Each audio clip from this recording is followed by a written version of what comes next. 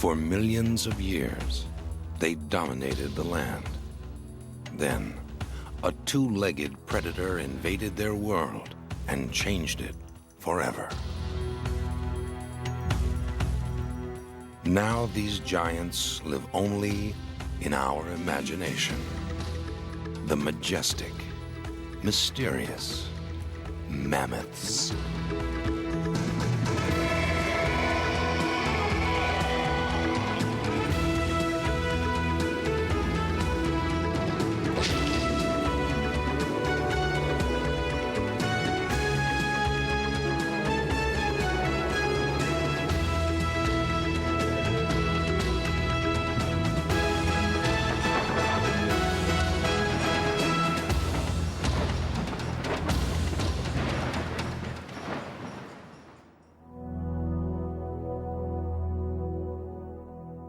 The Black Hills of South Dakota pulse with life, jackrabbits and coyotes, antelope and bison.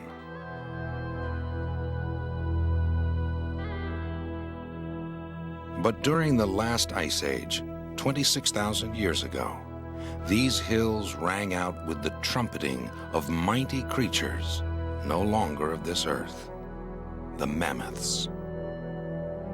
In their day, no other animal could match their size or majesty. Even the fiercest of predators stayed clear of these giants as they grazed the rolling grasslands. 11,000 years ago, the mammoths suddenly vanished, but not before a fluke of South Dakota geography preserved a vivid time capsule of their lives and deaths. In 1974, at a site called Hot Springs, a contractor began leveling the ground for a housing project. His equipment hit something unusual: animal bones and a 7-foot-long tusk. Paleontologist Larry Eigenbrod, an expert on the prehistory of North America, was invited to the site. Impressed by the number of exposed bones, Eigenbrod urged that construction be halted. He has been involved with Hot Springs ever since. When I initially came to the site, we saw between 4 and 6 mammoths. That was exciting in itself. But now, 21 years later, we found our 51st mammoth last week. That is exciting, and the story's not over yet because it's at least 30 feet of mammoth-bearing material beneath where I'm standing. The Hot Springs Mammoth Site has become a permanent exhibit that showcases the giant skeletons just as they were uncovered by Eigenbrod and his team. The mystique of these prehistoric creatures attracts visitors from near and far.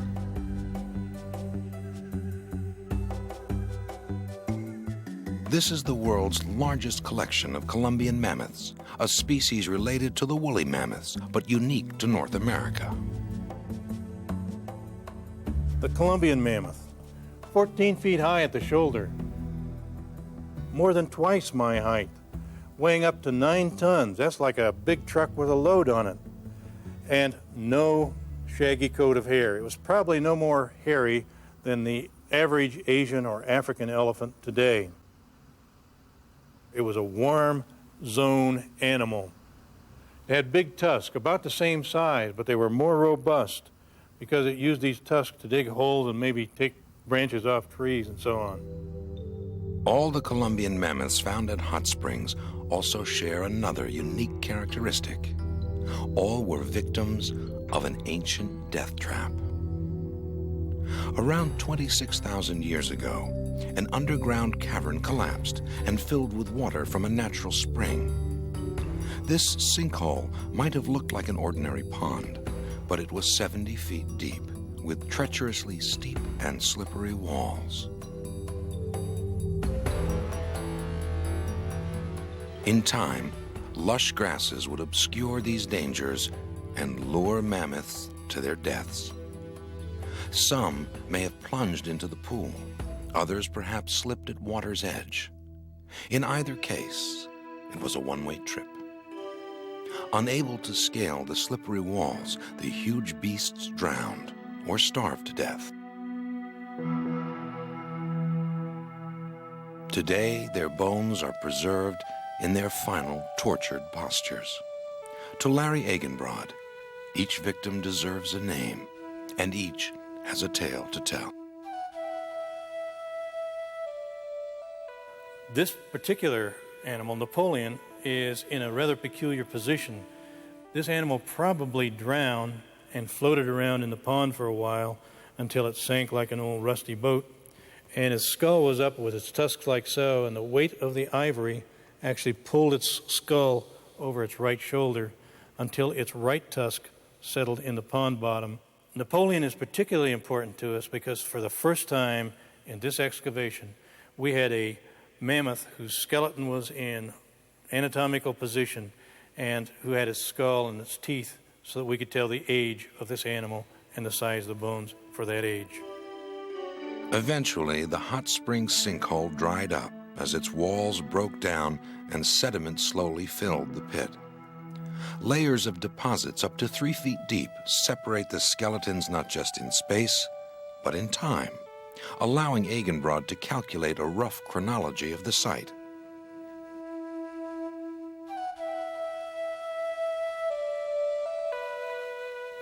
So we're looking at maybe as many as 100 mammoths that died over a period of up to 700, 750 years, maybe one a decade, or maybe two if somebody tries to pull their friend out and falls in too.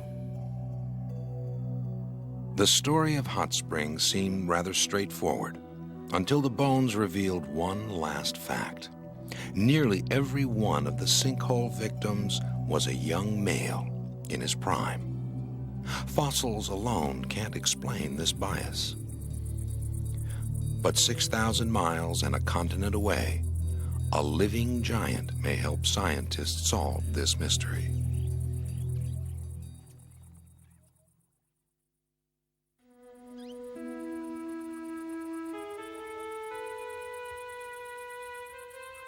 Mammoths no longer walk the earth, but some of their relatives do.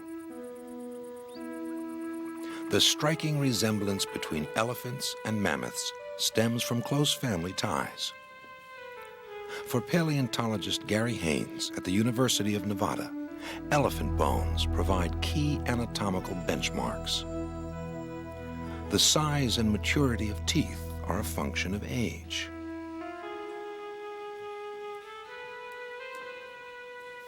Gender can be determined by the shape of the pelvic bones. Haynes applies these indicators to mammoth fossils. In this way, he can gather vital statistics about an animal that died thousands of years ago. But these details alone can't bring the ancient bones back to life. We have nothing to study of mammoths except bones and teeth, but we can actually go a long way towards understanding their behavior by looking at a very close relative, the African elephant and the Asian elephant. We can study their social behavior, social structure, and understand, I think, a lot about how mammoths must have lived and died. Mammoths and elephants share a common ancestor that arose in Africa. Around 5 million years ago, their bloodlines diverged.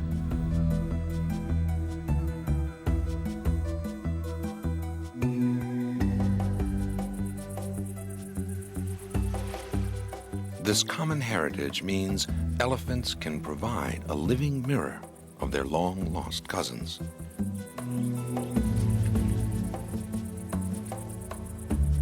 Like elephants, Columbian mammoths were herbivores and probably spent most of their time foraging for vegetation. Their huge bulk would have needed some 770 pounds of food every day, a staggering 152,000 calories, washed down by over 40 gallons of water. It's also likely that mammoths, like elephants, were very sociable. They had their own kind of obviously emotional attachments to each other, their own way of treating each other that we would tend to think of as human-like. They have elaborate greeting ceremonies when they haven't seen each other for long periods of time. They enjoy each other's company, and it's quite clear, you can see this in the wild with elephants, and mammoths must have behaved the same way. They teach each other elaborate bits of knowledge about the environment and how to survive in it. Mammoth society was probably matriarchal, based on groups of 10 or more related females and their offspring. Young females would remain within their group. But as young males reached sexual maturity, around 10 years of age, they began to set out on their own to explore the environment.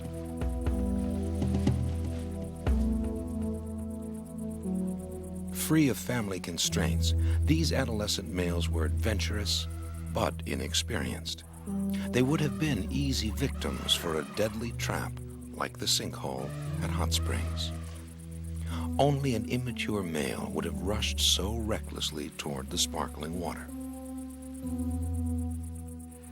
Mixed herds where there's females and young would probably prevent their young from going down into these things, but young males living on their own don't have the animals interfering with them, and they probably would do this over and over again. Each animal would find itself entrapped, unable to get out. Experience and maternal instinct saved most mammoths from the hazard that was Hot Springs, South Dakota, over 26,000 years ago.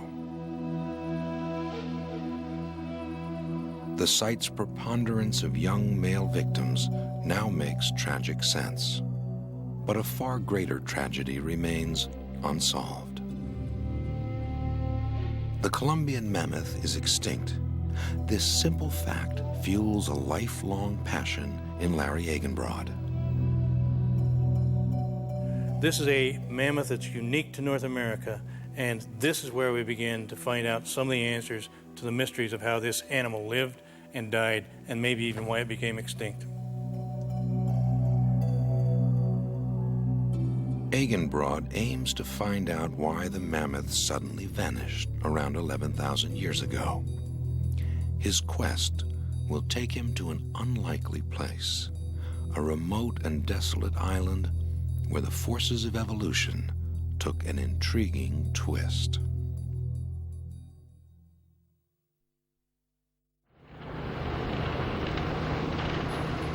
"30 miles off the coast of California, paleontologist Larry Eigenbrod seeks clues to the extinction of the mammoths. Part of a national park, the tiny island of Santa Rosa supports little more than birds and a colony of seals. But in 1994, a team of geologists stumbled upon a collection of large animal bones along the island's shore. Eigenbrod was flown in. He identified the bones as the most complete skeleton ever found of a pygmy mammoth. This unusual species was recognized over a century ago from isolated bones, but received little scientific scrutiny for decades. Today, Eigenbrod returns to Santa Rosa to investigate these strange creatures. I'm going to look at this slope a little, Don. Okay. Is this about where that tusk was you were telling? It's down here just a little ways, I think, and With park archaeologist Don Morris, Eigenbrod hopes to locate additional pygmy mammoth remains.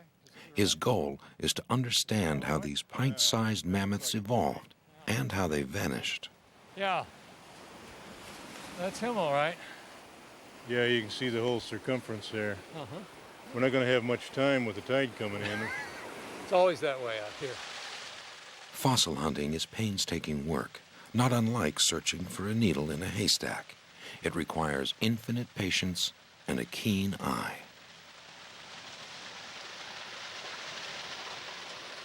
Every bone, no matter how small, might provide a vital piece of evidence. I have my own special way to test for bone. If it's fossil bone, it'll be particularly dry, and so you just tie it with your tongue. And since it adheres to my tongue, I know this is old bone, it's fossil bone. Modern bone wouldn't do that, so this is worth putting in the bag. Earlier in the season, Don Morris had spotted a flash of white lodged among the sediments on this steep slope. After some careful digging and the removal of loose dirt, a treasure is revealed. What we got here is a tusk. It's undoubtedly a pygmy mammoth tusk from the diameter of it. And we'll try to remove some of the overburden and see how long it is and what shape it's in. Well, if it's a short one, it won't be as hard to take out. Pygmy mammoths resembled the Columbian mammoth in nearly every aspect but size. They probably stood no more than 6 feet at the shoulder, less than half the height of a Columbian mammoth. Their estimated weight, a mere ton, pales beside the 10 tons of their full-size counterpart. Under the tip here, and one of those slats we brought should be plenty. For Eigenbrod, the tusk is an exciting find. He savors the moment.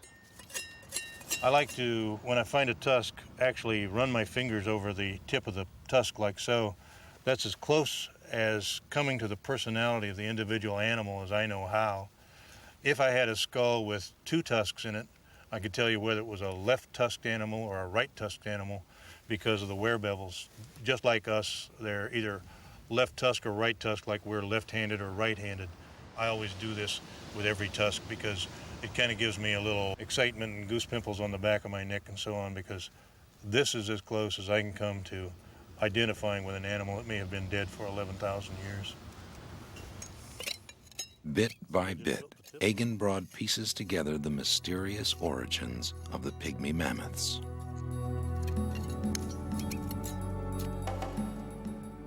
He believes their ancestors were the Columbian mammoths who lived along the coast of California.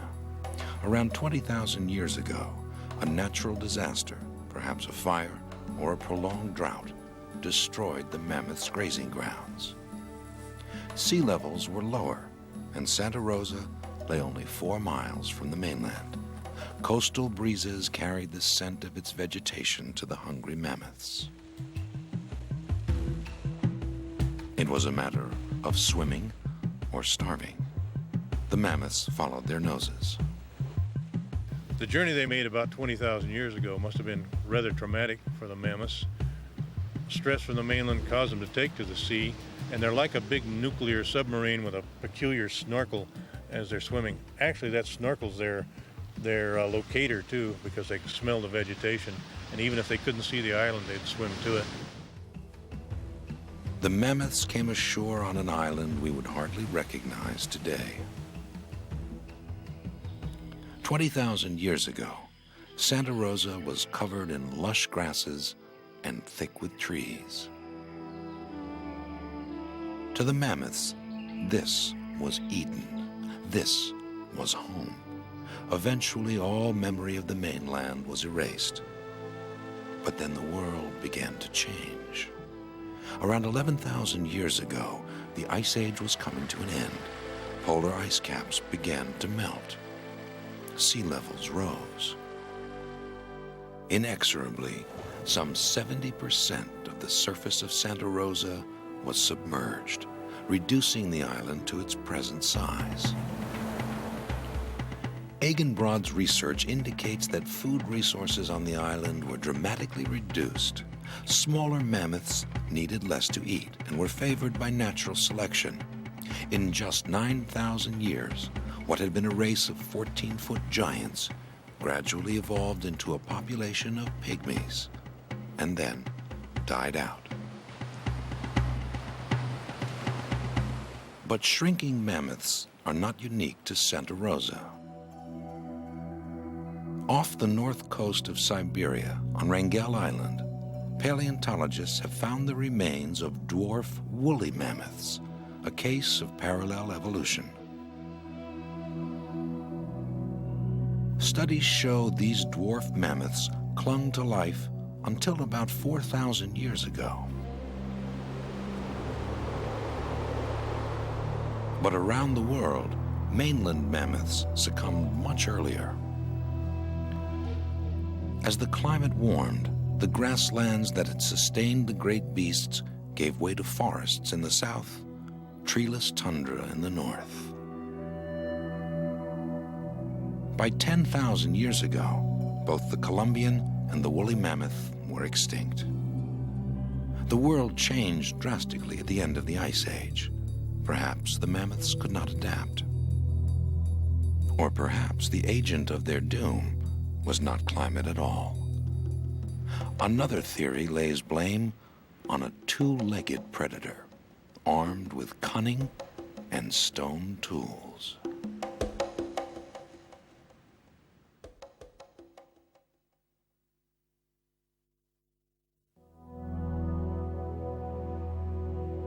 Mammoths first spread to North America over 1.5 million years ago. They would vanish shortly after newcomers arrived on the continent around 11,000 years ago. Following the same route the mammoths had taken eons earlier, a wave of human beings entered the New World across a land bridge that linked Asia to North America. These early Americans would be named the Clovis people, for the New Mexico town where their distinctive stone tools were first found. Their razor-sharp Clovis points have been unearthed at over a dozen sites in association with mammoth remains.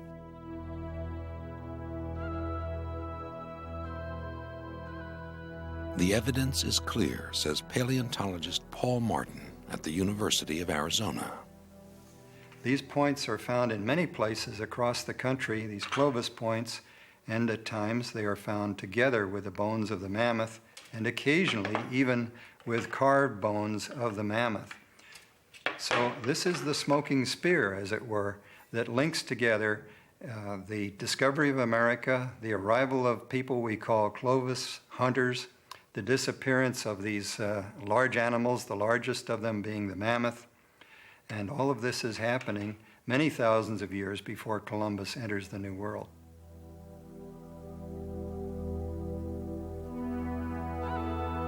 Armed only with stone tools, small bands of Clovis people might seem a minor threat to a species that dominated a continent.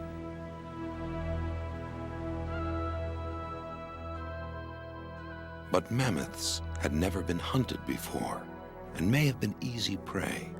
Hunters need not have killed all the mammoths, just enough to steadily reduce the animals' birth rates. This argument would also explain the extinction of woolly mammoths. In Eurasia, they had coexisted with humans for nearly 500,000 years. But 11,000 years ago, human populations were expanding. Hunting activity may have dramatically increased. Few would disagree that humans killed mammoths for food and raw materials. Still, many experts cling to the theory that climate was the culprit in the mammoth's demise. Perhaps the idea that our ancestors obliterated the gentle giants is simply too painful to contemplate. I think we've been reluctant to own up to the possibility that prehistoric people could have done something so incredibly destructive of nature, of wildlife is concerned. But I don't think we should discount the possibility that prehistoric people thousands of years ago, under an unusual circumstance, actually exterminated the mammoth. In the end, human hunters may have merely tipped the balance for an animal already pushed to the edge of extinction by climate change. We may never know.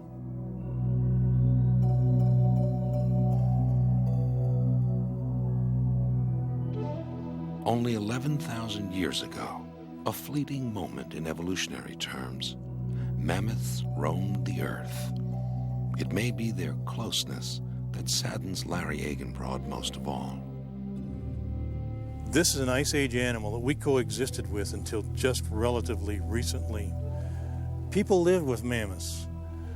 When we get into dinosaurs, only the comic strip people lived with dinosaurs, but we lived with mammoths, and they're gone now, and I think we're the worse off for it. Their flesh sustained us. Their hides kept us warm. Their very stature inspired legends. Though they vanished just a few steps shy of the modern age, they helped our kind cross that threshold. Mammoths are a part of us. As we unravel the mysteries of their fate, we just may learn a lesson about ourselves.